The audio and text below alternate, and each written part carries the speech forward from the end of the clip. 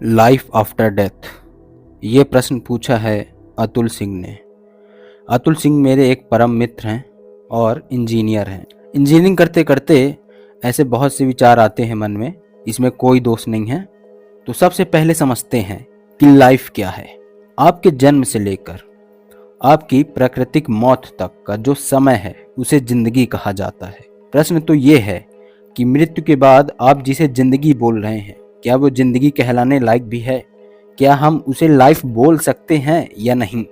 Life तो वो है, आपकी बर्थ से लेके आपकी नेचुरल डेथ तक का टाइम पीरियड, इसके बीच का जो टाइम स्पैन है, हम इसे लाइफ कहते हैं।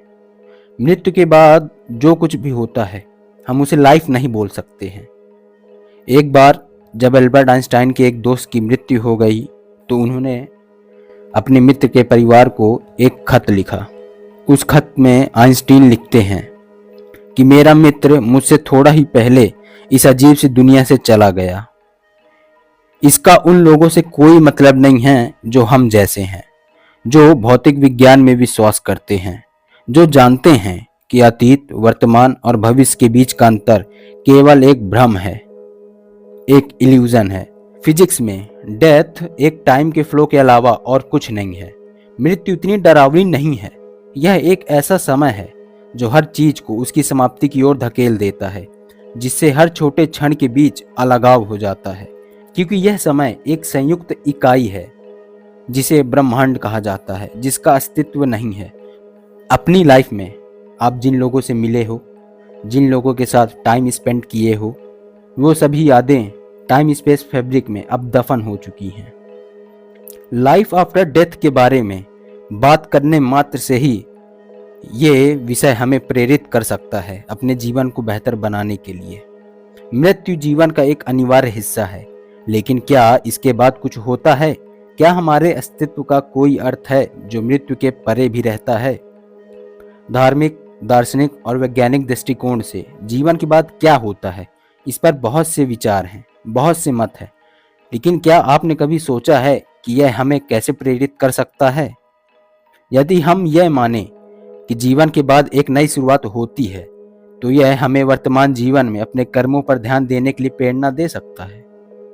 हमारे अच्छे और बुरे कर्म, हमारी सोच, हमारे सपने, सब कुछ इस यात्रा को सुंदर और अर्थपूर्ण बना सकते हैं।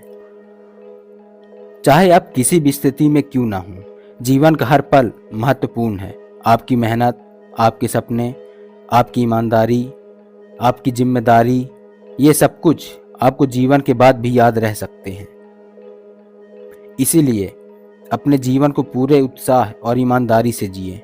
इसलिए मेरे मित्र, आज से आप अपने हर एक दिन को एक नई उम्मीद और सकारात्मकता के साथ जिएं। अपने लक्ष्य की ओर बढ़ें, अपने सपनों को सच करें और अपने जीवन को एक प्रेरणादायक यात्रा बनाएं, क्योंकि अंततः यही वो अनुभव है जो हमें जीवन के बाद भी अमर बनाते हैं। याद रहे, जीवन एक अनमोल उपहार है, इसे पूरी तरह से जीने का समय अब है। अपने सपनों को साकार करें और एक प्रेरणादायक जीवन जिएं। मृत्यु अनिवार्य रूप से एक अंत है, लेकिन यह एक अंत नहीं बल्कि एक नया दृष्टिकोण हो सकता है। क्या हम सचमुच सोचते हैं कि हमारी आत्मा, हमारा एग्जिस्टेंस पूरी तरह से समाप्त हो सकता है, या मृत्यु केवल एक पोर्टल है एक नए दुनिया के लिए? प्लेटो ने आत्मा के अमर होने की बात की थी। उनके अनुसार आत्मा मृत्यु के बाद भी अस्तित्व में रहती है और एक नए जीवन में प्रवेश करती है। वे मानते थे कि आत्मा इस दुनिया में अपने कर्मों के अनुसार फल भुगतती है, फल पाती है और नए अनुभव प्राप्त करती है। एरिस्टोटल ने सोल को बॉडी की एक्टिविटीज के लिए जिम्मेदार ठहराया, लेकिन मृत्यु के बाद आत्मा का क्या एग्जिस्टेंस है, इस पर उनके विचार कम स्पष्ट थे। उनका मानना था कि आत्मा और शरीर एक दूसरे के साथ गहरे रूप से जुड़े हुए हैं। इस परिप्रेक्ष्य से मृत्यु एक गहरे परिवर्तन का संकेत हो सकता है।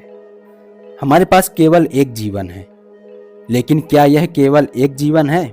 क्या हमारे कर्म, हमारी सोच और हमारे सपने हमारी आत्मा की यात्रा का हिस्सा होंगे? हो सकता हो कि मृत्यु केवल एक भूमिका की समाप्ति हो और हमारी आत्मा एक नई यात्रा की शुरुआत करे।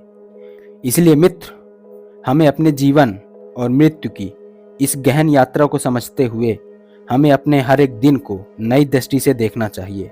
अपने कर्मों को, अपने सपनों को और अपने विचारों को परिप्रेक्ष्य से सोचें जो मृत्यु के बाद भी अमर हों। यह दृष्टिकोण हमें अपने जीवन को सार्थक बनाने के लिए प्रोत्साहित कर सकता है और एक नई दिशा प्रदान कर सकता है। आप चिंता न करें, मृत्यु के बाद आप जहाँ भी होंगे हम भी आपको वहीं मिलेंगे।